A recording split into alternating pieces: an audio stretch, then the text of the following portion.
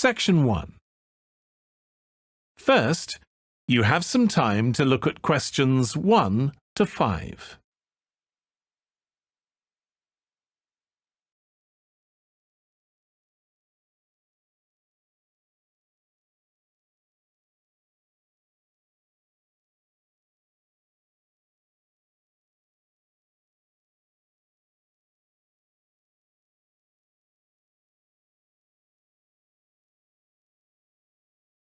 Now we shall begin.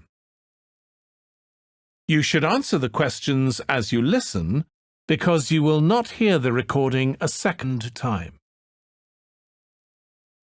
Listen carefully and answer questions 1 to 5.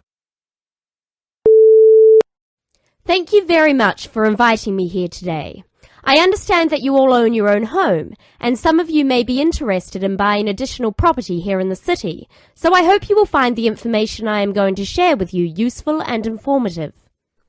I'm going to talk about the situation with property here in the city. The city centre of any area is obviously going to have the highest prices, and as more and more people are competing for houses in this area, both renting and buying are becoming increasingly difficult. It is most people's dream to one day own their own house. House ownership gives us a feeling of having achieved something, and we can see clearly what we have worked so hard for all our lives. It can give us a sense of security for our old age, and a knowledge that we will hopefully have something to pass on to our children. However, buying a house, particularly for first-time buyers, is becoming more and more difficult, not only due to increasing prices, but also because of the need for a substantial deposit. For younger people, buying their first home is very difficult and often impossible.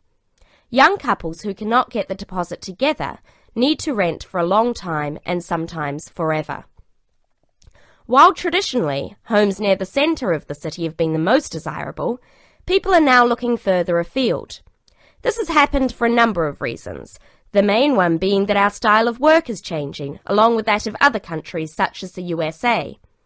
In certain professions, for example sales and computing, it is no longer necessary for people to be based in an office full-time.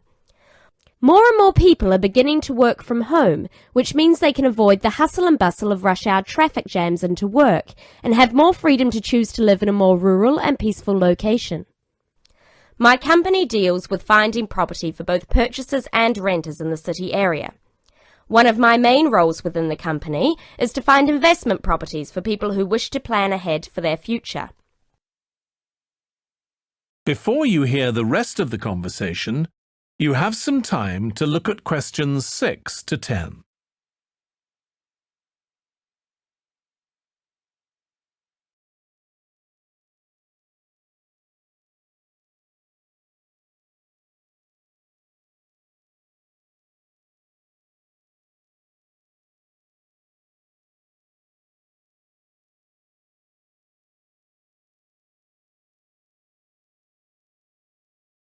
Now listen and answer questions 6 to 10.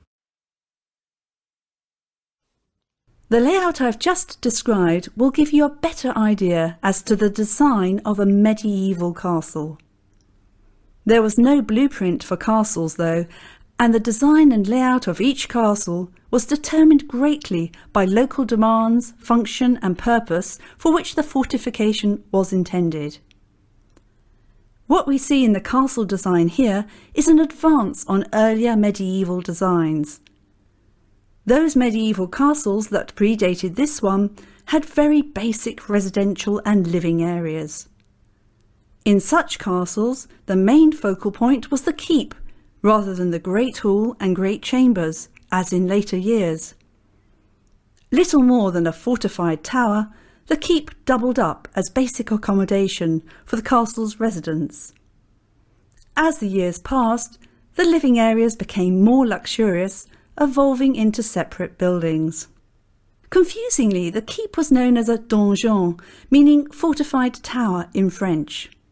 The term dungeon was only used in later years to refer to underground prisons. In fact, at the time when the keep dominated castle affairs, the use of latter-day dungeons for imprisonment was an unknown and alien concept. the judicial systems favouring more physical forms of punishment instead. Another dissimilarity between earlier and later medieval castles was in their fortification. A moat, fortified walls and a barbican were typical features of most castles. However, it was recognised with the passage of time that the narrow fortified entrance of the barbican was insufficient defence against an enemy intent on invading the castle. As a result, extra, more reliable fortifications were added in the form of a portcullis and a drawbridge. The portcullis was a spiked metal gate that could be dropped vertically down from under the gatehouse, thereby sealing off the inner castle entrance from the outside world. To protect the main castle entrance further, a drawbridge was placed in front of the portcullis. This was a retractable bridge between the gatehouse and the outside area of the castle. However, the portcullis always remained the last line of defence against the enemy. That is the end of section 1. You now have half a minute to check your answers.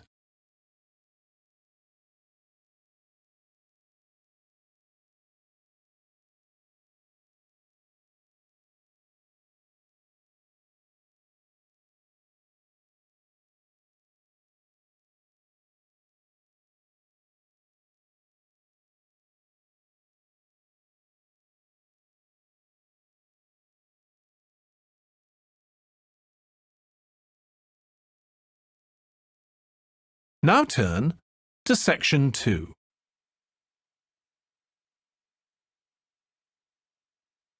Section 2.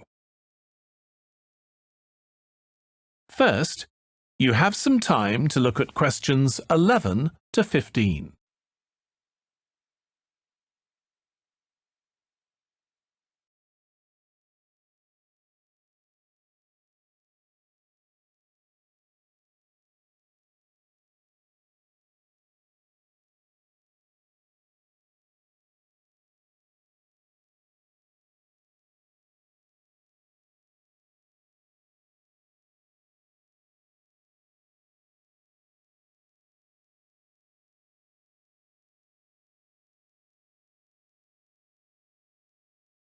Now listen carefully and answer questions 11 to 15. That was an interesting lecture. I'm glad you thought so. Yes, it made a break from the usual lectures on literary style.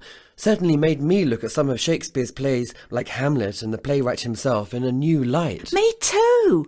I always thought that Shakespeare believed in the supernatural, and that was the reason why so many of his plays, like Hamlet and Macbeth, featured a ghost.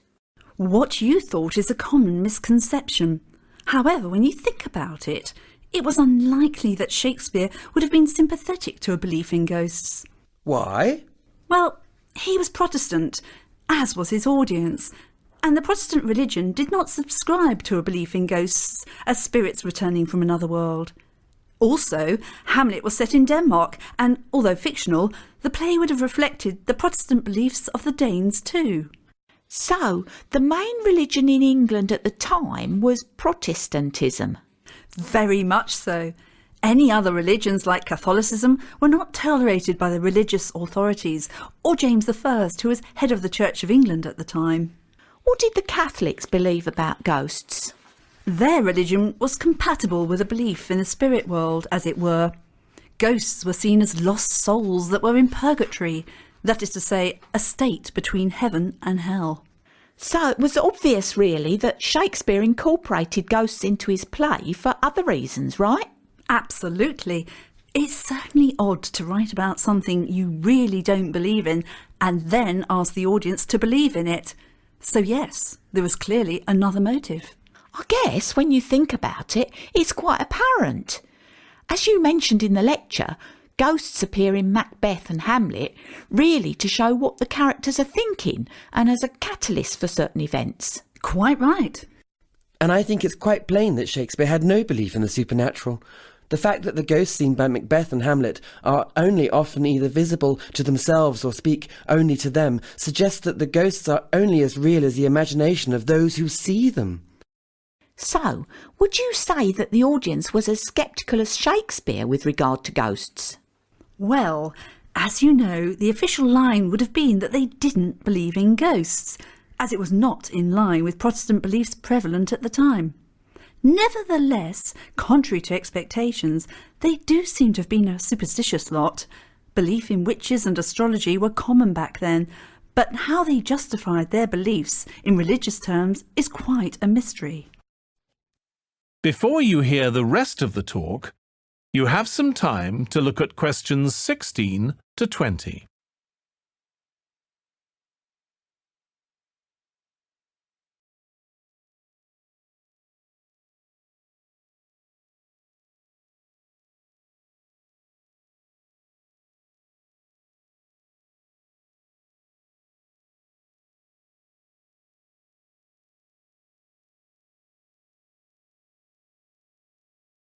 Now listen and answer questions 16 to 20.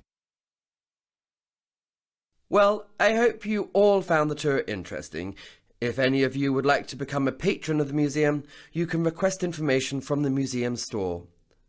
Being a patron entitles you to special discounts on visiting exhibitions and first refusal on tickets to special events.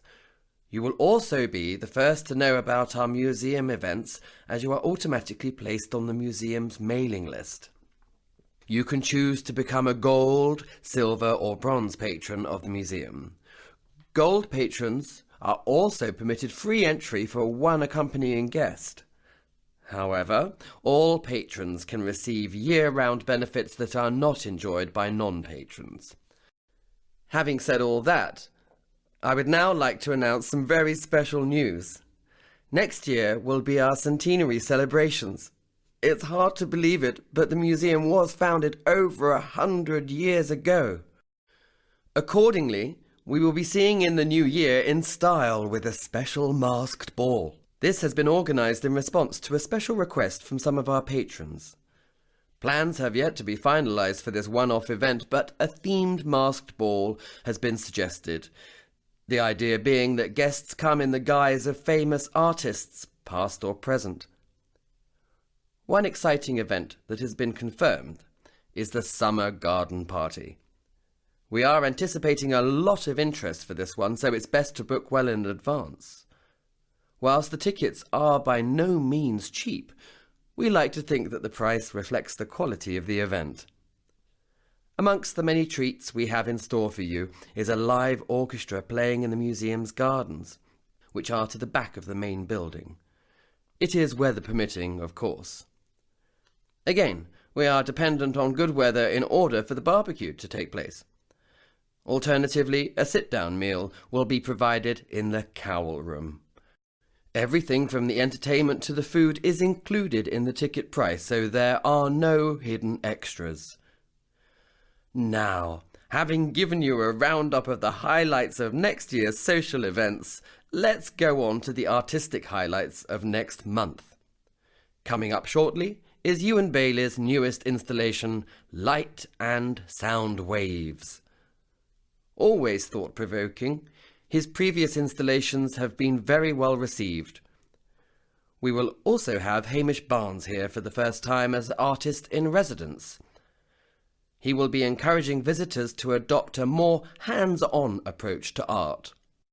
Finally, last but not least, we will be exhibiting the work of Sean Long, who will be making his artistic debut. His work will be on show in the Warburton Gallery over the summer period. We are anticipating a large attendance at his exhibition. Well, that's all from me. I look forward to seeing you at one or maybe all of our events. It's certainly going to be an action-packed year for the museum, both culturally and socially. That is the end of section 2. You now have half a minute to check your answers.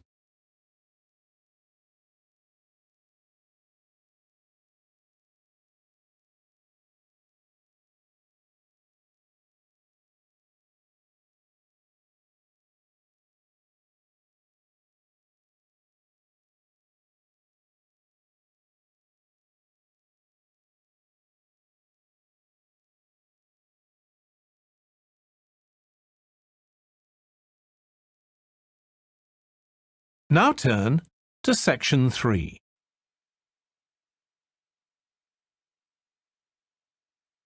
Section 3. First, you have some time to look at questions 21 to 25.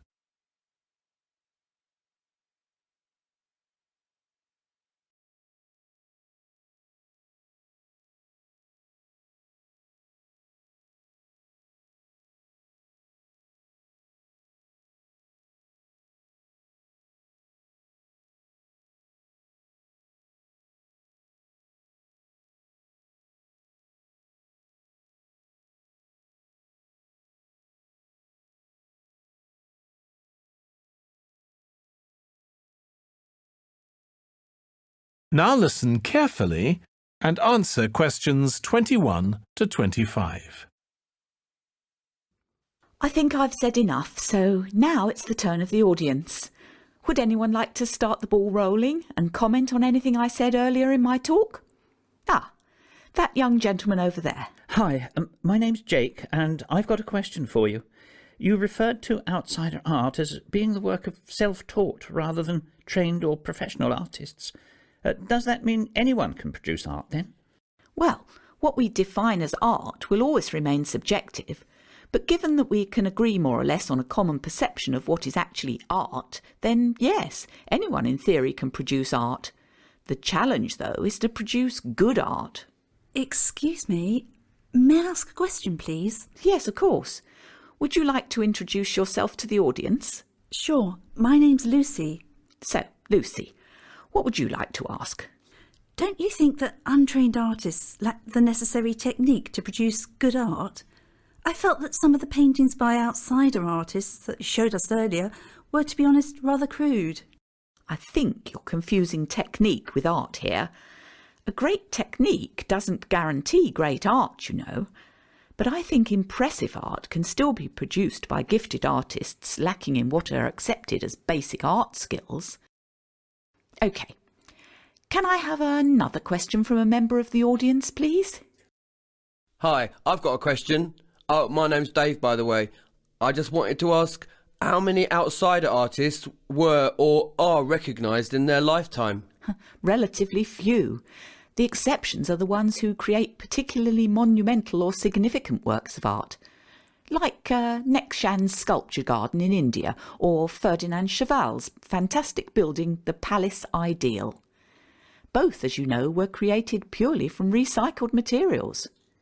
Yeah, they were pretty amazing. I remember them from the slides you showed earlier. But what impresses people most is not so much the sheer scale of these buildings and sculptures as the work involved. These artists built their work single-handedly over many years and, more to the point, in total secret, as they lacked planning permission. That adds to the romance of the whole undertaking, don't you think? Well, their work certainly impressed me. Yes, outsider art certainly produces work that is one of a kind. Before you hear the rest of the discussion, you have some time to look at questions 26 to 30.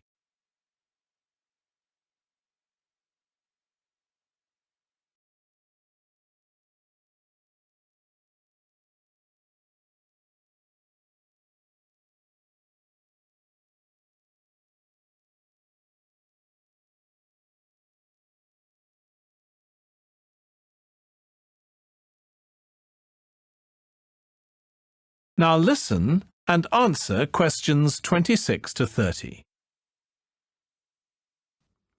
That was a really fascinating lecture. If a bit gruesome. Well, the Ratcliffe murders of 1811 certainly had a significant impact on English society at the time. It wasn't just the fact that innocent parties were involved, or that two households were brutally murdered that provoked public outrage and hysteria. The murderer, or murderers, since there may, as you know, have been an accomplice, invaded the sanctity of their victims' homes to commit truly horrendous crimes. An Englishman's home is his castle, right? So I guess no one felt truly safe in the comfort of their own home after that. Exactly. That's also why burglaries, too, have such a profound effect on their victims. It's often not the loss of valuables or possessions or even the inconvenience that upsets a victim most, but the fact that their conviction of being safe in their own home has been severely compromised. But public hysteria broke out too, didn't it? Because there was a feeling that public safety was under threat. It was felt that the localised police forces at the time were inadequate. Very true. The police force at the time had limited power. They could enforce the rulings of a local magistrate for the county, but they had one huge disadvantage. There was no communication between county police forces, was there? Yes. Details of crimes committed within a county were not shared. Obviously, when a criminal crossed county borders, they could often successfully evade capture. Today, that seems so absurd. Nowadays, with information instantly accessible to all police forces nationally and worldwide on police computer systems, yes, it does. But don't forget that it was only with the formation of London's Metropolitan Police Force in 1829 by Sir Robert Peel that criminal records could begin to be consolidated on a national basis. Even then, some areas outside and even within the Metropolitan Police District remained beyond the jurisdiction of the Metropolitan Police Force.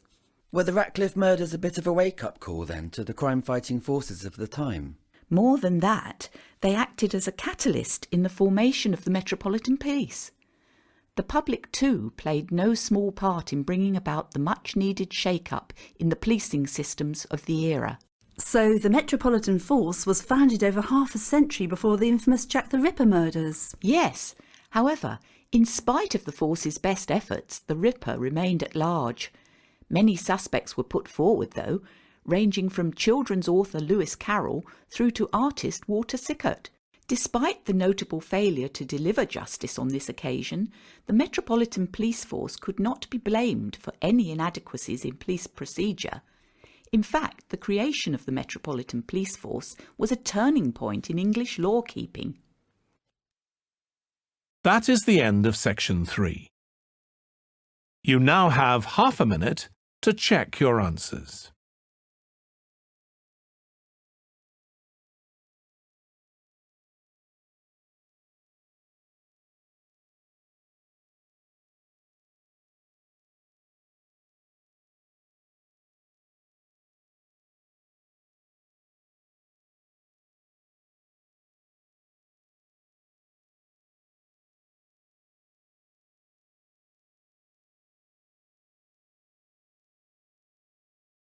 Now turn to section 4.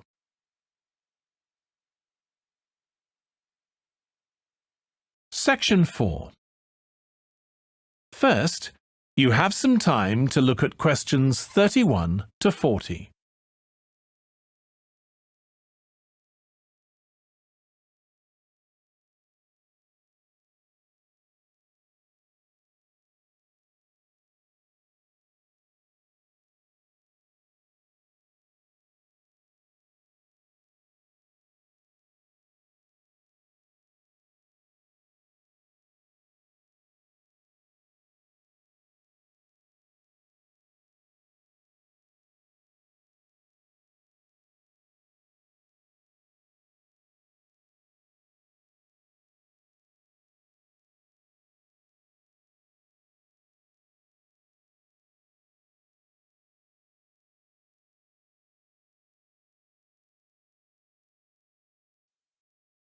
Now listen carefully and answer questions 31 to 40.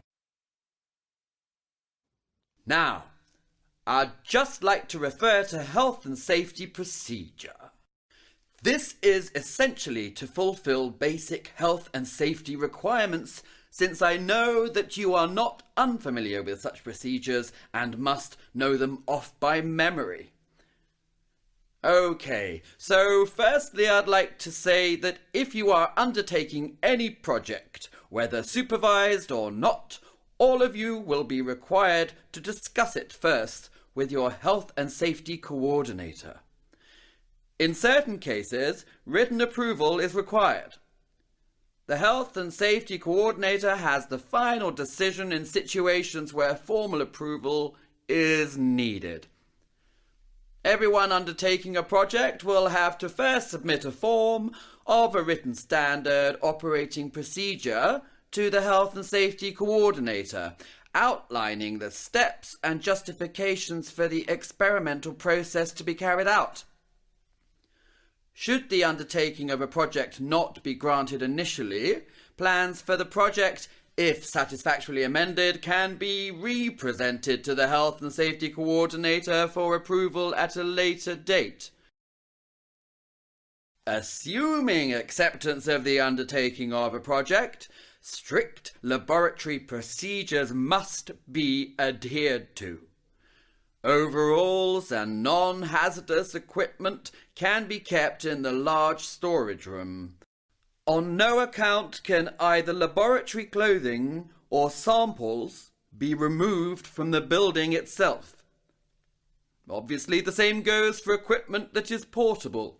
This way we can ensure that no cross-contamination can occur with samples or specimens kept in the laboratories. Finally, and this goes without saying, when hazardous materials are being handled, full protective equipment should be worn. Safety goggles and protective overalls are kept in the small storage room for this purpose. If using sharp, contaminated objects, such as needles, these can be temporarily stored in clearly marked containers on your laboratory work surface. However, they must be disposed of by the end of the day in the waste disposal bins clearly indicated outside the laboratory building. These bins are to be found just outside the exit by the small storage room. In the event of fire, please make your way immediately to the nearest of the two exits, either by the small storage or large storage room that I pointed out earlier. All that remains for me to do is to welcome you all to the company and wish you good luck.